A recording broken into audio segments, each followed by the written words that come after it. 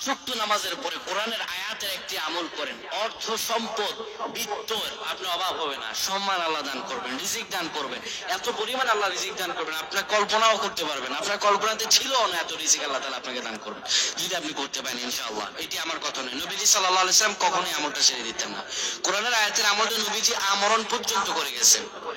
নবীজি সাল্লাল্লাহু আলাইহি সাল্লাম বলেন 5 ওয়াক্ত নামাজের ফরজ নামাজের পরে একটি সূরার আয়াতে কারিমা তেলাওয়াত করো, যে আয়াতটিকে বলা হয় আয়াতুল কুরসি। কুরসি বলা হয় চেয়ার, আর আয়াত হলো সব আয়াতের মুকুট, সব আয়াতগুলোর মুকুট। পবিত্র কোরআনুল কারীমে 6666টা আয়াত থেকে সব আয়াতের মুকুট যে বানিয়ে দিয়েছেন যে আল্লাহ, সেটি হলো আয়াতুল কুরসি।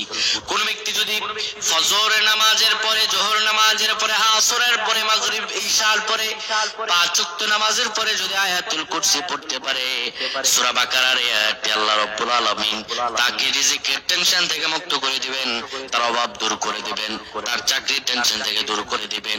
নবীজি আরো বলেন কোন ব্যক্তি যদি আমলটা করতে পারে মরতে দেরি হবে, আমার আল্লাহ রাব্বুল আলামিনের জান্নাতে পদার্পণ করতে তার দেরি হবে না।